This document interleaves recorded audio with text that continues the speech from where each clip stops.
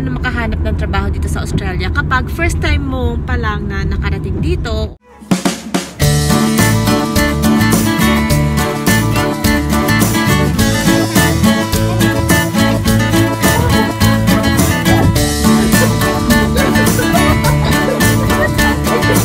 Hello guys! Good morning! So, welcome back sa aming vlog. Today is Sunday and it's my day off. Tapos day off din ni Chris. Kaya kami ay papunta sa Costco.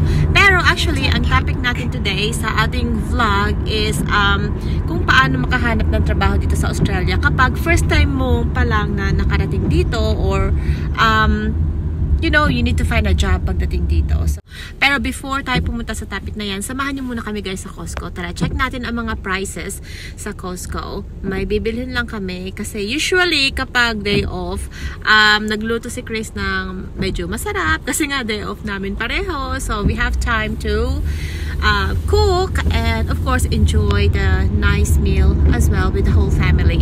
So, punta tayo sa Costco, bili tayo ng ingredients, share natin ang mga prices nila. Sa Philippines, may SNR, diba? So, hindi ko alam kung pareho lang yung prices din. So, we'll find out, okay? And then after that, pagdating sa bahay, pag-usapan natin ang work. Okay, let's go! Grabing ulan, guys.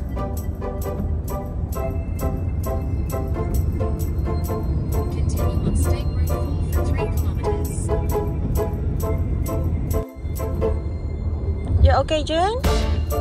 Are you okay? Yes or no? Yeah? You okay? Okay, no worries. Andito na kami guys, pero maulan pa. We have to wait for Papa June for the umbrella.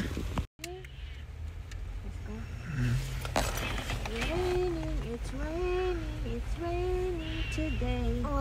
Oh yeah. Costco. Yes, we're going to Costco. Papa Yejun is ready. Let's cover your head. Yeah. So, nandito na naman kami guys sa water filter na lagi namin binibili. Pero wala silang sale today. How much is that, honey? $65, guys. Is that cheap? You reckon? Very expensive, pero wala kaming choice. O, sige, bilhin mo.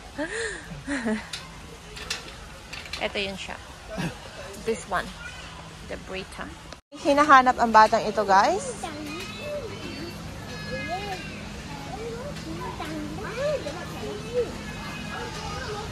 They don't have toys today. They've got balls. Okay. Naghanap siya dyan, guys, ng dinosaur toys. Pero mukhang wala silang display ngayon ng dinosaur toys. But they've got books, sweetheart.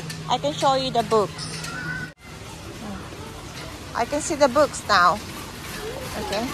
Got the books here. Okay. Check the books.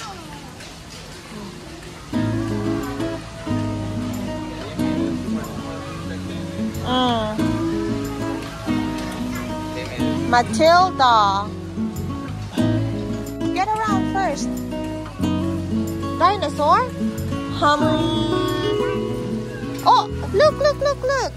The River of Adventure, the Circus of Adventure, the Valley of Adventure.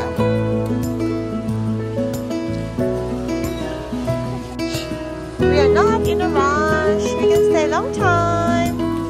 Yes. Meron din silang Krispy Kreme, guys. So, pili na. Kakakake lang natin last time, tapos mag-Krispy Kreme tayo. Pero minsan lang ako makapunta sa Costco. So, let's get. They're all the same though. Same. So let's get one. Our grandma will say, sugar again. So kapag napunta ng, hey? What? Cost lettuce? Mushrooms. Okay, so punta tayo guys dyan sa fresh produce. We'll get cost lettuce and mushrooms. 2 piraso lang daw guys na mushroom, sabi ni Oma. Ang request niya ay masusunod.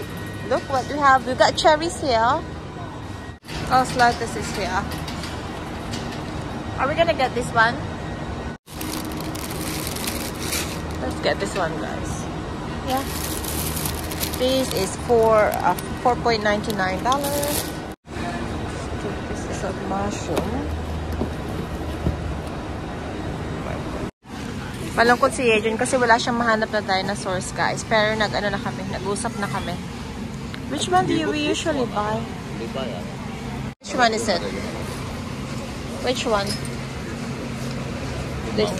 This one. Yeah. The one with muscles and stuff. Yeah. Thin cuts. Yeah. Bili tayo, guys, ng aking favorite na tiramisu. I love this tiramisu. Oh my gosh. Dessert Italiano tiramisu.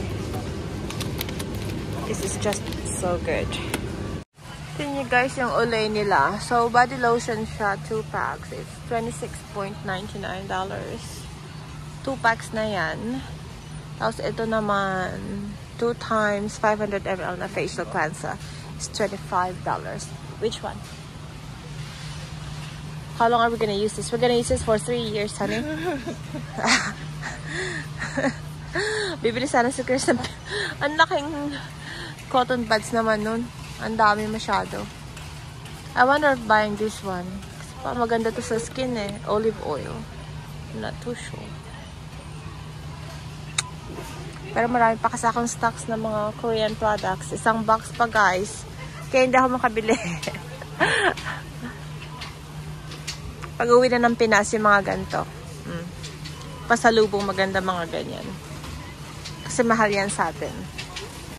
So guys, tapos na kaming mamili. Galing na kami sa loob. Pero hindi ako nakapag-video ng madami kasi ang daming tao tapos ang daming mga carts. Hindi ko masunod yung gusto kong videohan. Pakita ko sa inyo sana yung mga prices ng Milo, yung mga shampoo na meron tayo sa Pinas at meron din dito. Pero anyway, mahal pa din kasi anong tawag dyan? Mga big packs kasi yung mga nandito. So, yeah.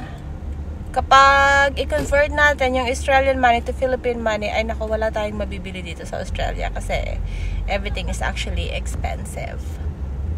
Siguro madami na talagang nagtitipid nga ngayon sa mahal na mga bilihin. Right, June? Did you understand, Mommy? So it means we have to save. Save hard, okay? A sun. Oh, there's a sun. Sana all bata, wala pang problema.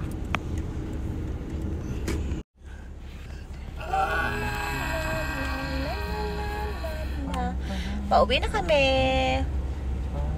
Uwian time. So, ang binayaran namin, guys, sa pinamili namin, wala kaming binili na madami, but that's already 201 Australian dollars. So, kung i-convert natin sa Philippine money, abutin siya ng 8,000 pesos. Wala pang 10 items yon, mga langga. Ang pinakamahal doon ay ang meat na nabili namin. So, yung beef is, it's eye fillet steak, thin steak siya.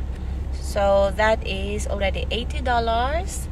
Tapos, yung water filter, of course, that's also expensive. That was, how much was that, honey? The water filter? Around 70. 65? 65.99. So, yeah, 66. Oh, 64.99. That's why it's 65. Tapos yung the rest, yung mushrooms, $5, yung Krispy Kreme, around like that. So, basta mura lang sila. Except dun sa dalawa na binili namin. Pero yun talaga yung pinunta namin dito to buy or to bili the meat and the water filter. Kasi kailangan namin yun. But that's okay kasi once in a blue moon lang kami, guys, napunta dito sa Costco. That's Costco. Yeah. Minsan lang kami napunta dyan. Natanda na talaga tayo, guys. Kailangan ng magpa-botox. Kailangan ng binatin pataas. Kaso baka hindi na ako magustuhan ni Chris kapag nagpa-botox ako, char. Love daw niya ako ng ganito eh. Jurassic Kingdom? Where is the Jurassic Kingdom, sweetheart? Exit the roundabout. Here? In Papa's car? not in Papa's car.